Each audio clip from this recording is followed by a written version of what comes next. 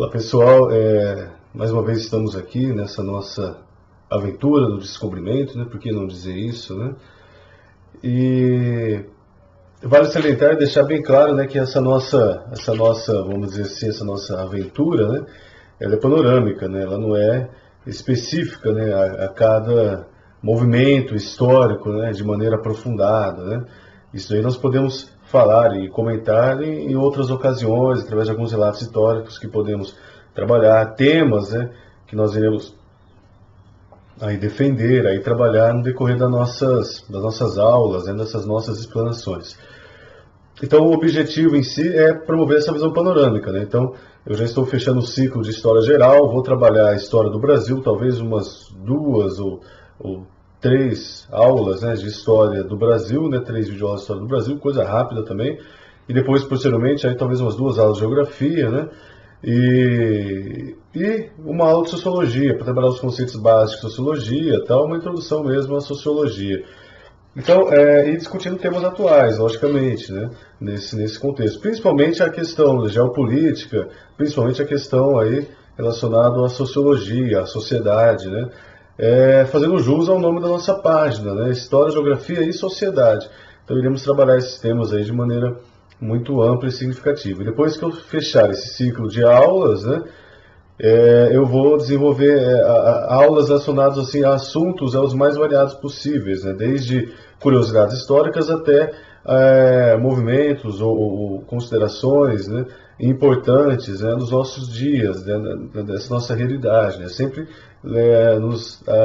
nos levando assim, ao princípio histórico, né, à base historiográfica, né, sociológica, né, sempre trazendo esse conteúdo assim, de maneira mais clara e dinâmica. E conto aí com a ajuda de todos vocês para desenvolver um bom trabalho em relação a isso também.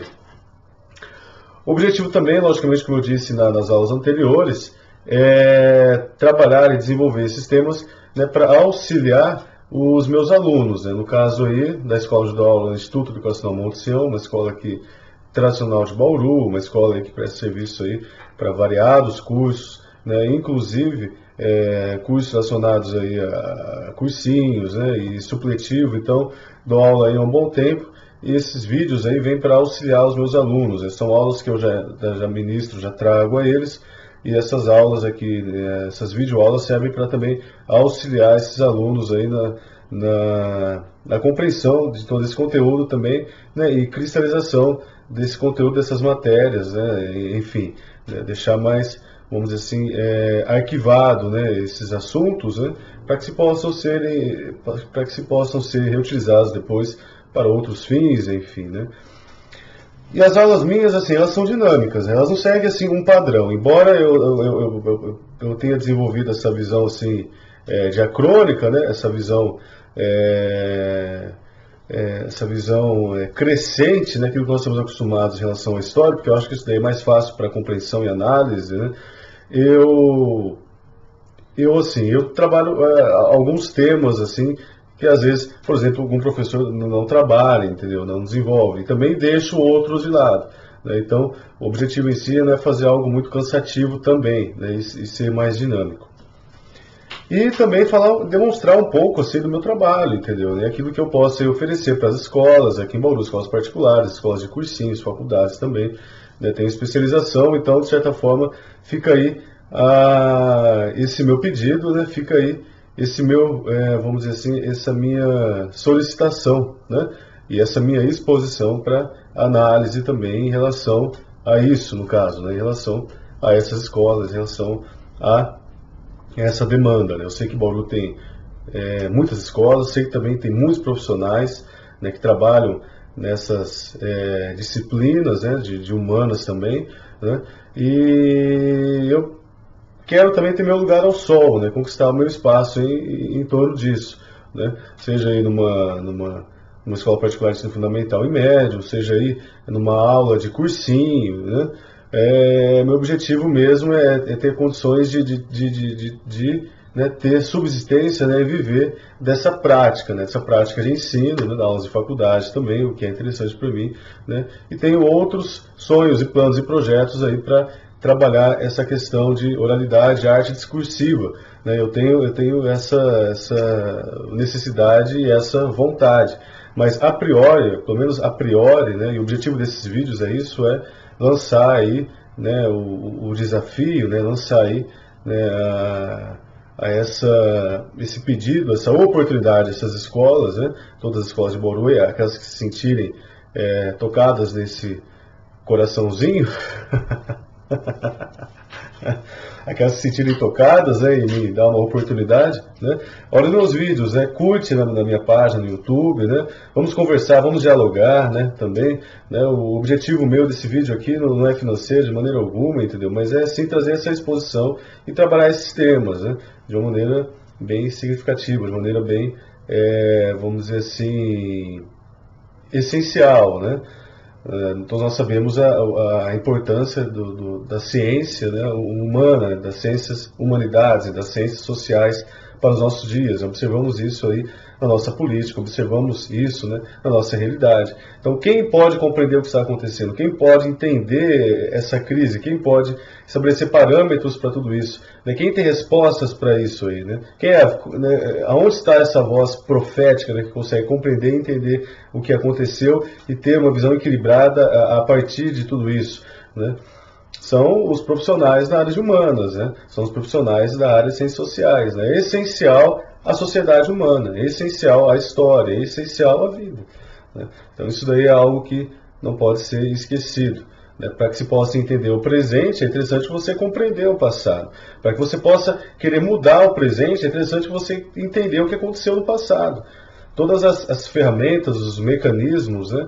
Todo esse sistema organizacional, né?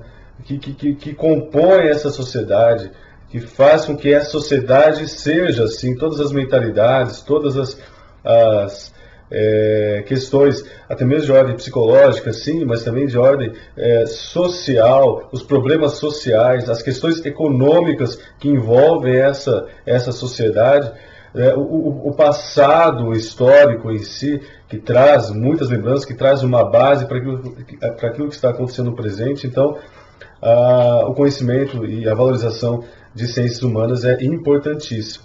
Né? Todas, né? Desde a pedagogia, né? A formação das séries iniciais, né?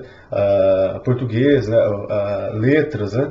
E, posteriormente, todos os conhecimentos da área de humanas. Né? Não desprivilegiando, logicamente, exatas, né? Que é importantíssimo também, a parte técnica, né? O conhecimento matemático, né? Para atuação em várias disciplinas de ordem técnica, né, física, logicamente, com certeza, sim, toda essa tecnologia, tudo isso que é produzido a partir do conhecimento físico, matemático, né, lógico, matemático, né, e, logicamente, o artístico também, sim, todos têm sua importância e significação social no mundo, né, as da saúde também, logicamente, mas a área de ciências humanas, a qual nós fazemos parte, e trabalhamos com gosto, né, com prazer, com alegria, ela é essencial para a sociedade. Se você tirar esse pensamento, essa historicidade, essa compreensão de mundo, esse papel que tem o profissional na área de humanas, seja no ensino, seja através da formação de opinião dentro e fora de sala de aula, seja na produção de livros e literatura para que se possa compreender e entender essa realidade, seja na atuação mesmo militante,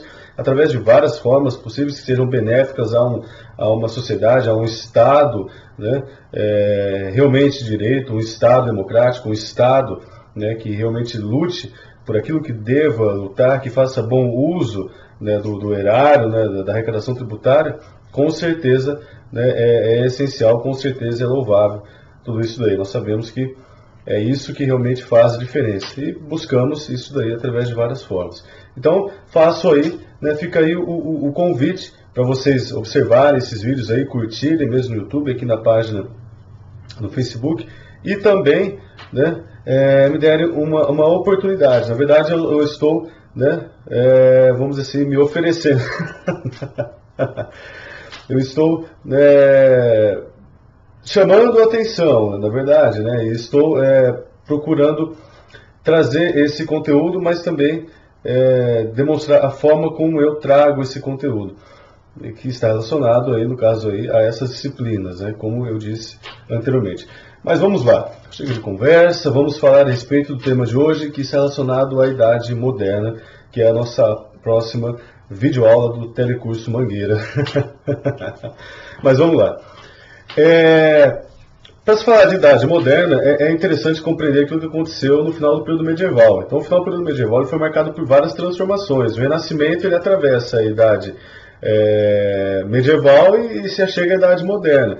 O Renascimento é uma transformação de pensamento, é uma transformação na própria filosofia, né? Deixou de ser aquela filosofia escolástica, né? Baseado naquela concepção teológica, né? Onde tudo você tinha que procurar respostas na Bíblia sobre uma especulação teológica, a filosofia é totalmente voltada à teologia. Nesse momento não, é o humanismo que nasce, você vê o racionalismo, o empirismo, você vê o antropocentrismo, o homem no centro, né? Não o teocentrismo, Deus no centro, né? Você vê uma nova fé surgindo nesse período também, né? A Reforma Protestante, logicamente que ela surge como uma crítica aos desvios da Igreja naquele momento, e ela acaba promovendo uma ruptura, né? Porque a Igreja, a Reforma não conseguiu o intento inicial dela, que era a reforma mesmo dentro da Igreja, e isso promoveu uma ruptura de pensamento, uma ruptura religiosa que deu origem a todas as igrejas evangélicas do mundo como um todo, né? Todas as igrejas de cunho protestante, sejam elas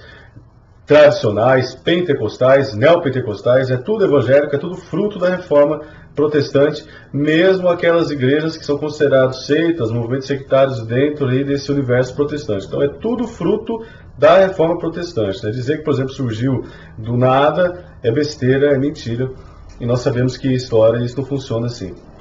Mas vamos lá. Essas mudanças de pensamento, mudanças de cunho religioso, mudanças de cunho filosófico, mudanças, né, de cunho artístico, né, você vê até mesmo a música sendo transformada nesse momento ali, adquirindo um caráter, vamos dizer assim, um pouco mais popular. Você vê também as pinturas, você vê a escultura, a valorização do homem, a valorização do belo, o mundo em si, ele sofreu uma liberdade mental que ele não tinha até então, né? Porque, na verdade, né, o mundo, né, toda a sociedade estava presa àquela realidade medieval, né, que trazia uma explicação sempre, vamos dizer assim, teológica a respeito de tudo, e não dava liberdade, por exemplo, para que a medicina, né, para que outras ciências que são essenciais, importantíssimas, nós sabemos muito bem, se desenvolvesse, né, e adquirisse uma independência em relação a isso, né? Então, não fica aqui uma crítica à religião, à fé, não é isso, mas ao pensamento, né, um pensamento, vamos dizer assim, muito radical no mau sentido, não no bom sentido, né, de se voltar a uma concepção de vida simplesmente unilateral e não compreendendo ela em sua totalidade, né, e resguardando a fé, o espírito, a sua realidade própria, não simplesmente, né, a vida como um todo, né? Então, essas mudanças trouxeram várias transformações na Europa como um todo. A Europa também, principalmente a Península Ibérica, ela começou o processo de reconquista, a expulsão dos mouros também daquela região. E também o processo de unificação. Primeiro foi Portugal, e Portugal iniciou aquilo que conhecemos como mercantilismo, né? Que foi a descoberta de novas rotas, né, ao Oriente, a Índia, né, a China, locais onde existiam muitas especiarias, e esse comércio, né, que eles começaram a realizar, que rendeu aí cerca de lucro de 6.000%, entendeu? Durante essa ação dos portugueses, controlando ali o Cabo das Tormentas. Então você perceba aí esse lucro e vamos dizer assim, essa prosperidade, né, que eles vivenciaram no momento onde eles se unificaram e se lançaram aos mares. Então Portugal não tinha uma outra alternativa, né? Aquele país pequeno que nós conhecemos, vemos no mapa, né? E ele não tinha uma alternativa a não ser contornar os mares, né? Ter essa ação, vamos dizer assim, comercial através dos mares. Então eles foram pioneiros também, inclusive, nisso durante esse processo. Aí no final do século XV, no século XVI, durante todo o processo de mercantilismo. E também colonização. Posteriormente a Espanha, vem logo em seguida.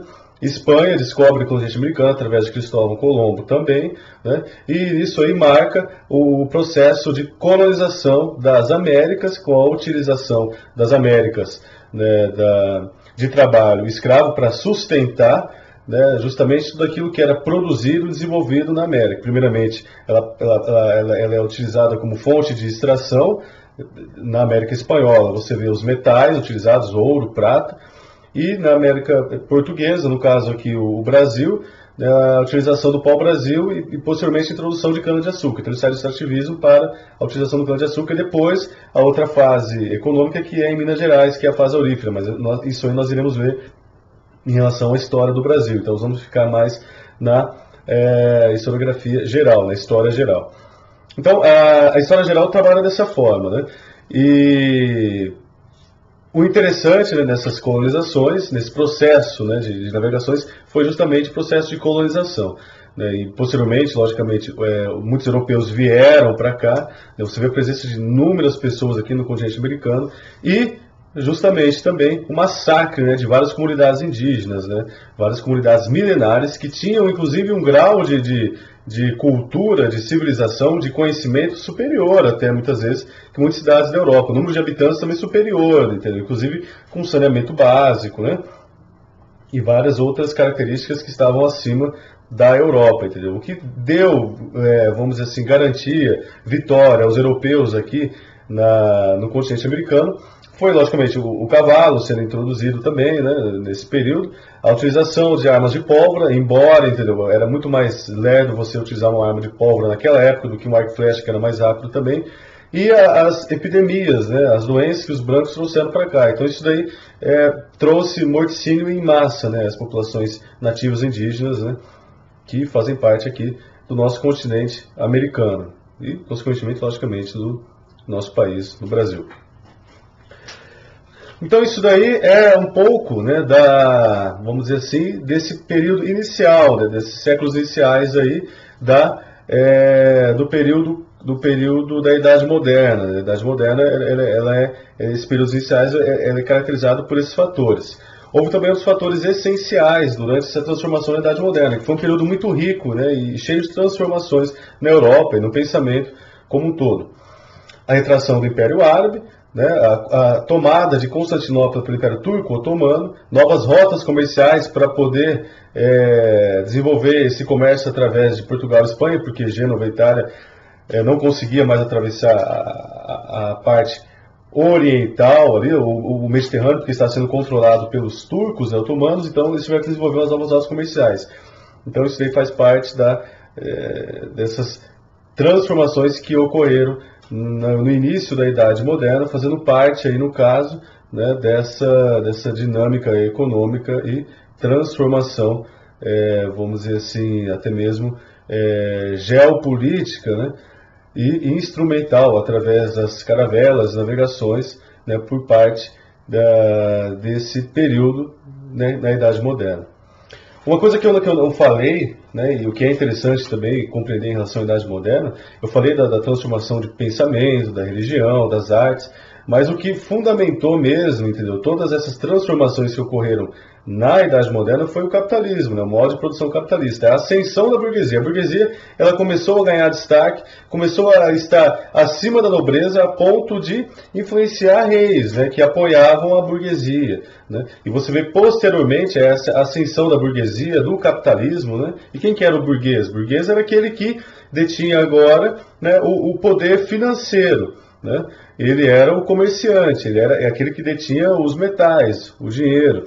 E essa burguesia, que não eram nobres, né, tudo isso daí havia sido conquistado por eles através, né, das suas ações, vamos dizer assim, comerciantes ao longo dos séculos, né, comerciais ao longo dos séculos. Né, essa burguesia apoiou e influenciou eles, você vê o absolutismo, né, o rei tomando o poder para si, mas apoiado pela burguesia. Depois você vê, posteriormente, revoluções burguesas que ocorreram durante esse processo. A Revolução Inglesa, que foi uma revolução burguesa, mas foi uma revolução também de pensamento, uma revolução religiosa, uma revolução política. Então você vê toda uma transformação na Inglaterra, né, que culminou naquilo que ela é hoje, né?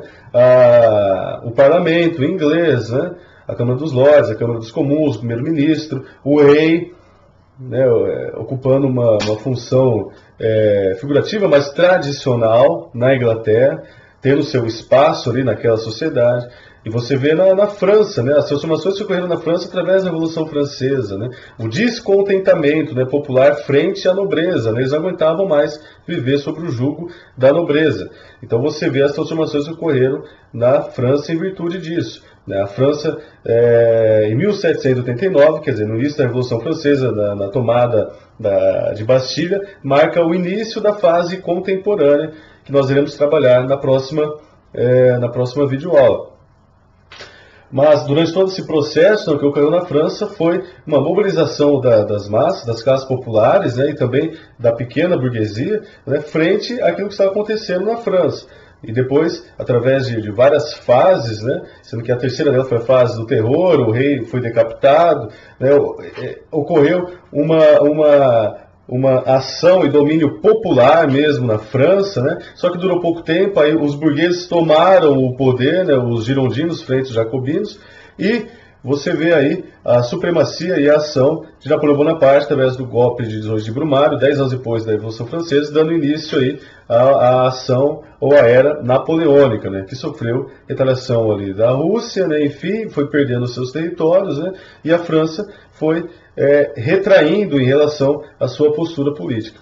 Mas uma coisa que a França mudou e transformou, né, o mundo como um todo foi o iluminismo, né, que nada mais é que uma mudança estrutural de pensamento, de filosofia, de ação do Estado, né, que trouxe uma série de transformações e mudanças para o mundo como um todo. A república, a divisão dos três poderes, a democracia, a lei universal dos direitos humanos. Então, o mundo em si ele foi transformado a partir da Revolução Francesa, que trouxe grandes transformações ao Ocidente, né, e logicamente, né, ao mundo como um todo, né.